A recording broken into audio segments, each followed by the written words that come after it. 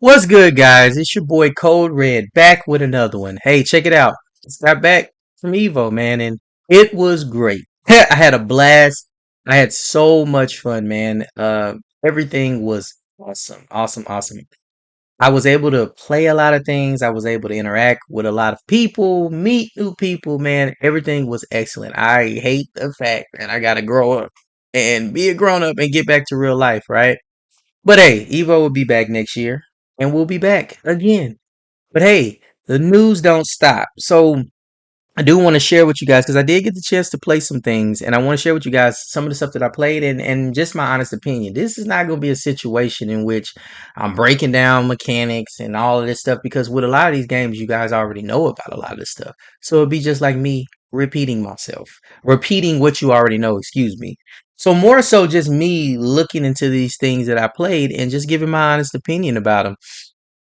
So starting off, first day I actually played we got there really early on the very first day. And I got to come like right in and play Takeda, try him out with the MK1 setup. Great, man. He is awesome. And as y'all can see now, at this point he's out or whatever, but playing him he was amazing.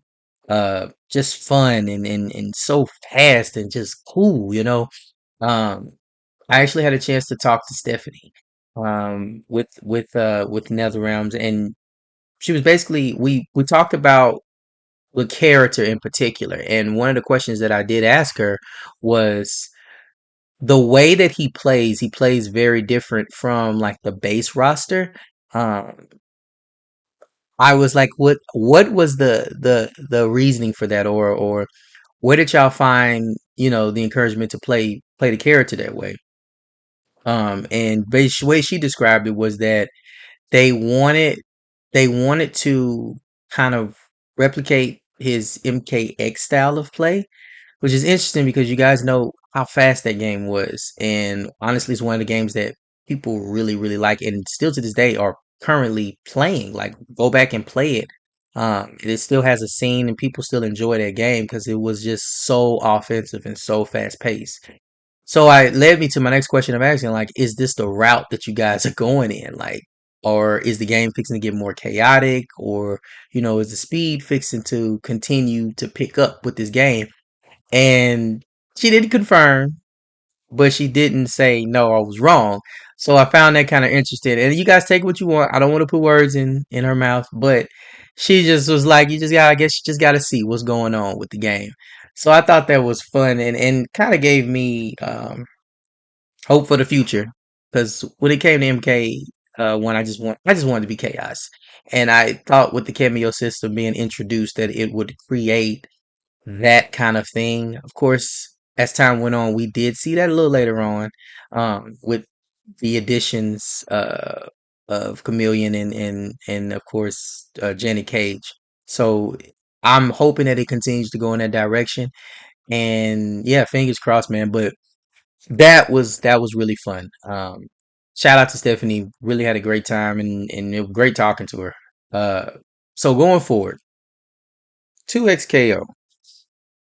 If you came on the first day to play the game, you was gonna be waiting a while. I mean, the line had stacked up so quick, wrapped around the corner, and I was just like, "Yeah, I'm not getting in that."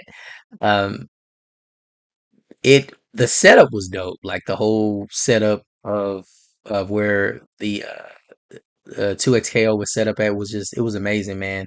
Um, as time went on, we actually found out about another section that was also featuring the game, and the line was a whole lot shorter. The other the main area was more, for presentation purposes, and just promoting the game. So it had a really nice setup, but the one we saw was just like a side thing.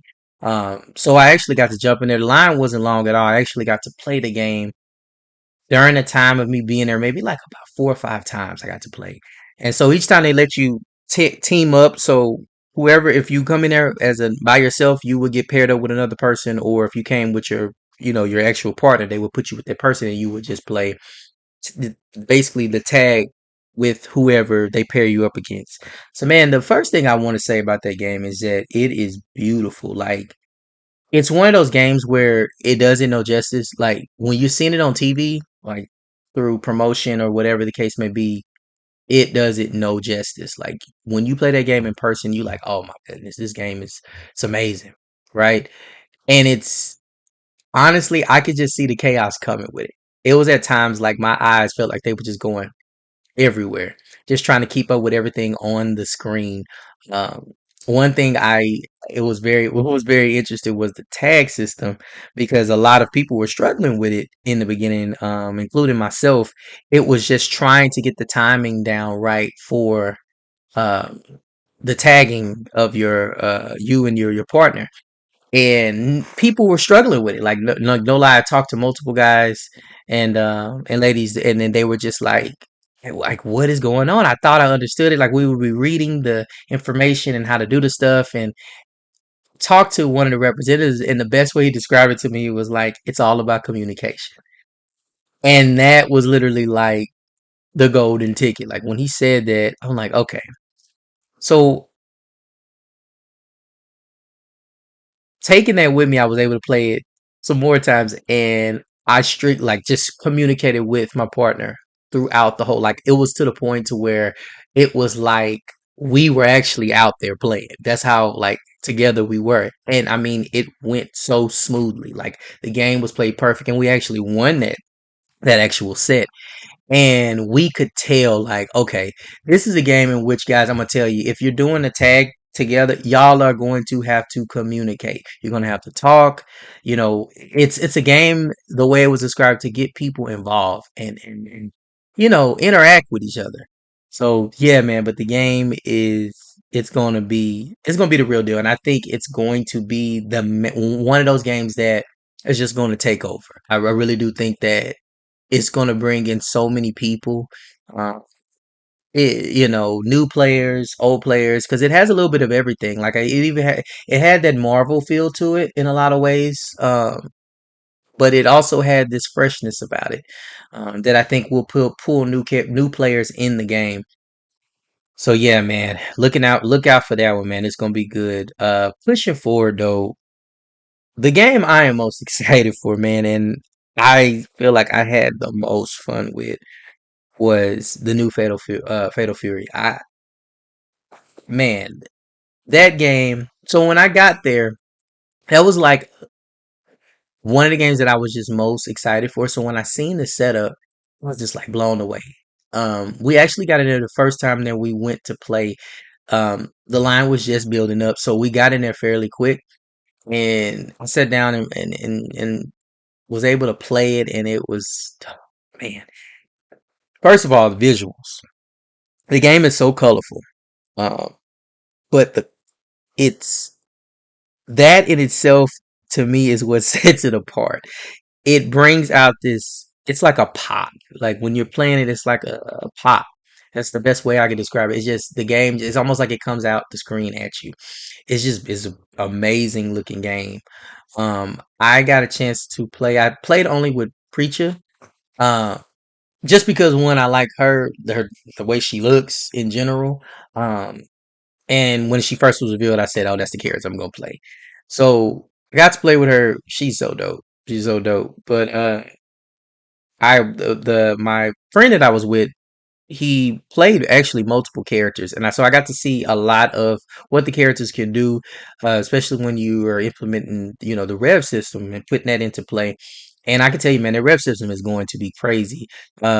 It's very similar to the drive system in Street Fighter, but they're very similar. But the thing is, I will say that makes it different from Street Fighter is that the rev system encourages you and wants you to just go crazy and be offensive as possible. Like I feel like this game wants you to just be offensive. And so it rewards you for burning it. Like you truly get the reward for burning it. Whereas, with Street Fighter, you have to like really monitor it, and it's a lot of the stuff that Street Fighter does with the drive system is more situational. Like basically the way you when it comes to the drive system, the way that you um use it as you want to use it in certain situations that benefits you. And I know I mean that's kind of the same thing, but Fatal, the new Fatal Fury wants you to just go crazy with it, but you still have the downside of technically, quote unquote, when you burn out, right? So you have to also keep that in the back of your mind, but also understand that you can't do all these cool things if you don't use it. So it just encourages you to play I mean, crazy, at times. And some of the stuff I was pulling off, which I know it was like the basic of the most basic, but as I was learning how the system worked and the things I can do with it, I started to just add on little pieces to what I was doing in the game.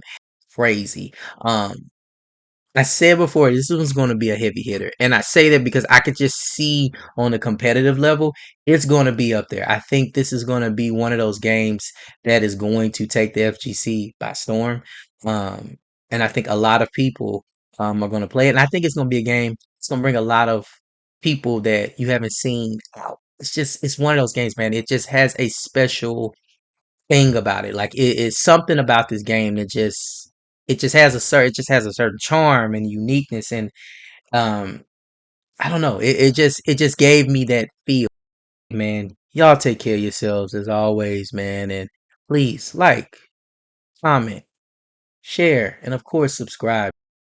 Code Red signing out.